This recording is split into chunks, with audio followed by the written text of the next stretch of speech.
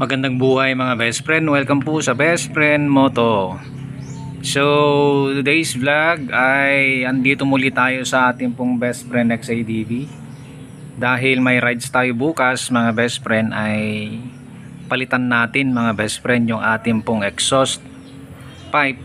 Itong tambucho natin mga best friend, palitan natin yung stock pipe na yan ng isang pangmalakasang muffler. Okay, lalabas kasi yung pagka-brusko nitong XADV mga best friend kapag naka-open pipe siya. Ayan, lalaking tunog mga best friend. Pagka napalitan kasi ng muffler itong XADV, ang tunog niya mga best friend parang Harley Davidson, parang ganon. Alam nyo yung brap brap, mga ganon ba, diba? Ayan, yung maganda sa motor na to mga best friend. Ayan, para maiba naman mga best friend, brap brap naman ngayon, kasi dati wong wong, di ba? Wong wong wong. Ayan, para maiba naman mga best friend. Ayan, dito naman tayo sa brap brap. Ayan, dito naman tayo sa brusko na motor mga best friend. Okay, may rides kami bukas, kaya mas maganda mga best friend na palitan natin itong stock pipe niya, kasi tahimik to mga best friend. Mas maganda kapag medyo bulahaw para masaya. Ayan, mas ma-enjoy kasi ang motor kapag naririnig mo yung pipe niya lalo pag umaarangkada ka. Ayan. Okay, so bukas ay patungo kami ng Aurora Province. Ayan, passion natin to mga best friend Ito yung stress reliever natin. Ang buhay kasi maraming stress mga best friend, kaya dapat makahanap kayo ng mga bagay na makakatulong para mabawasan yung stress ninyo. Yung iba dinadaan sa sports, yan, basketball, kahit anong mga sports. Yung iba dinadaan sa pagkanta, then yung mga iba dinadaan sa pamamasyal. Pero tayo mga best friend, dinadaan natin sa motor at nakakapamasyal. Ayan. Ito kanya-kanyang preference to mga best friend, personal preference ko po ito. Iba't ibang klase tayo ng mga ginagawa para ma-lessen yung stress natin mga best friend, kaya respetuhan na lang po. Ayun. So yan, balik tayo sa ating topic. Ba't tayo napunta doon? konting padrama effect lang mga best friend. So palitan natin mga best friend itong stock pipe. Ang ipapalit natin mga best friend, ito. Yan, baliktad. Okay, original to mga best friend, galing US. Yan, binili ko po ito 50,000. Ito ay meron siyang silencer. Yan meron siyang DB killer. Pero pag big bike mga best friend, hindi na natin kailangan yan, yung DB killer na yan. Kaya mamaya tatanggalin natin. Pero syempre ipaparinig ko mamaya yung tunog ng merong silencer. Then of course tatanggalin natin yan para maririnig nyo yung tunog nito kapag walang silencer mga best friend. So ano pang inaantay natin? Simple lang ang magtanggal mga best friend itong stock pipe. Ito lang naman tatanggalin mga best friend. Ayan, itong tornilyo na yan. Ayan, yung tornilyo na yan, tsaka ito. So okay na yan, naluwagan na yan. Ngayon hindi mo pa matatanggal yan kasi ito mga best friend, ayan, di ba? Itong pinakalas na lock na tatanggalin mo. So tanggalin na natin. Ayun, natanggal na mga best friend. Ngayon ito, hindi mo may dadirect ito dito mga best friend kasi masyadong maluwang. Ayan di ba? Kailangan natin ng mid-link pipe na tinatawag. At ito po yung mid-link pipe na gagamitin natin. Ito mga best friend. Ayan, ito. So ito, dulo nito mga best friend, ipapasok natin dyan. Dyan. Then ito, saktong-sakto na yan dito mga best friend. Ayun, naikabit na natin mga best friend yung ating mid-link pipe. Yan di ba? Naikabit na rin natin mga best friend yung ating pong muffler na tig 50 mil mga best friend. Maglalagay tayo dyan ng spring. Ayan, yung dalawang spring na yan. Yan, tsaka yun mga best friend. Okay? Then ito na mga best friend, nakalagay na rin. Ito na po yung 50 mil na Akrapovic natin. Nakakabit pa rin yung kanyang silencer. Ito, hawak natin tong stock pipe mga best friend, ano. O, tignan nyo, mas mahaba pa nga eh. Ayan, mas mahaba pa nga itong stock pipe mga best friend. Yun, so mas mahaba yung stock pipe mga best friend, kaya ito mas cute.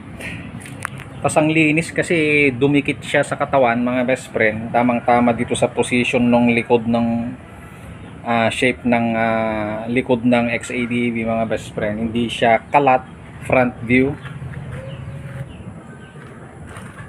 Yan, pirmis na pirmis mga best friend yung. So ano pang inaantay natin mga best friend? Iparinig ko na po sa inyo yung tunog ng Akrapovic na may halagang 50,000 na meron pong silencer muna.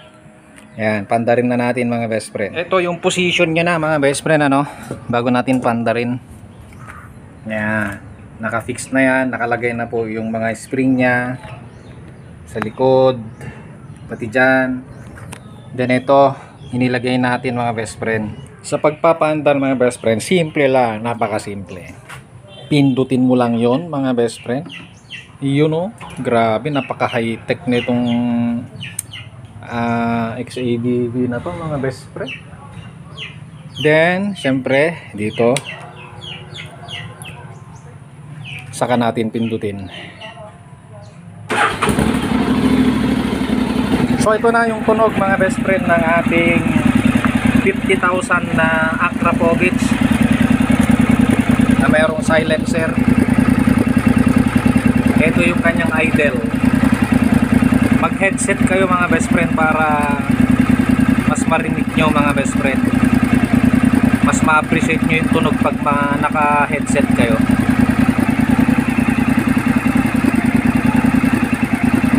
Ayan, bombahin natin mga best friend.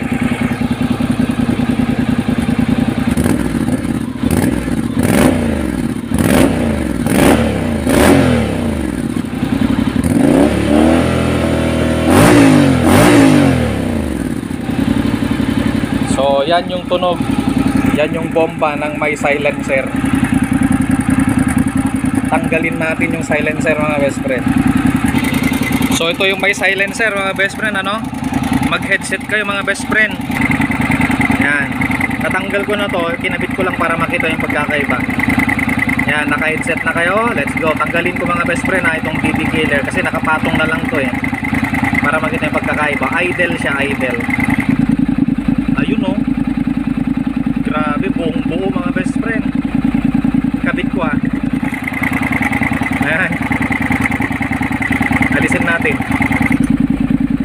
Wow, dumadagundong mga best friend yung idle nya. Kabit natin alisin natin.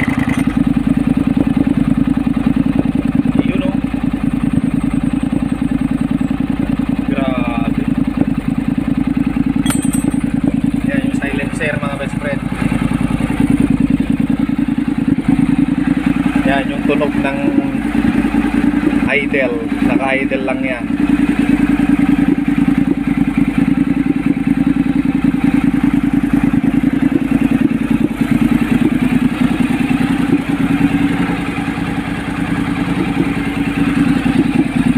Yan, bombahin natin mga best friend.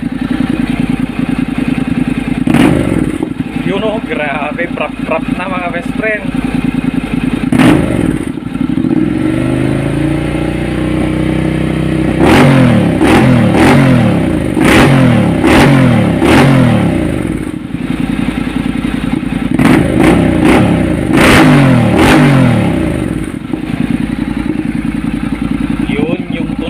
Best friend ng ating 50 mil na Akrapovic. Grabe, bruskong brusko mga best friend. Alright, lalaking lalaki yung tunog mga best friend. Prap yeah, diba? Hindi na siya wung mga best friend, prap na. Bruskong brusko mga best friend. 50 mil na muffler. Okay. So ayun na mga best friend, yung tunog ng ating 50 mil na Akrapovic na muffler. Para dito sa ating XADV mga best friend. Yan, special edition. Okay. So excited tayong i-rides to mga best friend. Yan. So yun lang po mga best friend yung ating vlog ngayon. Sana ay kahit papaano nag-enjoy din kayo at napasaya ko kayo kahit papaano, lalo na sa mga pangarap din yung ganitong motor mga best friend, ay huwag kayong hihinto sa pangarap ninyo, diligan ninyo ng panalangin mga best friend, at pagsikapan ninyo yung mga pangarap ninyo mga best friend, kasi hindi yan mahuhulog na parang na wala kang ginawa. Yan, dapat ay magsikap din kayo mga best friend. May kasabihan nga po nasa tao ang gawa, nasa Diyos ang awa. Yan, tama po yun. Ibibless ng Panginoon mga best friend yung mga efforts natin, kaya wag tayong hihinto, laban lang mga best friend, patuloy lang tayo at wag tayong lalay sa Panginoon syempre. So kung ngayon lang kayo napadpad sa ating channel at nakarating kayo sa video na to, ay kung hindi pa kayo naka-follow sa ating Facebook page mga best friend, pa-follow po. At meron din tayong YouTube channel, TikTok, tsaka Instagram mga best friend. Pare-parehas yan na Best Friend Moto. Okay, so muli, ito po ang iyong kaibigan Best Friend Moto na nag-iiwan, nagsasabi, when you ride, live your pride. Malaking bagay yan mga best friend sa pagmamotor. When you ride, live your pride. Hindi porket mataas ang CC ng motor mo, umiiral na yung pride mo. Porque napakataas nung CC ng motor mo, no?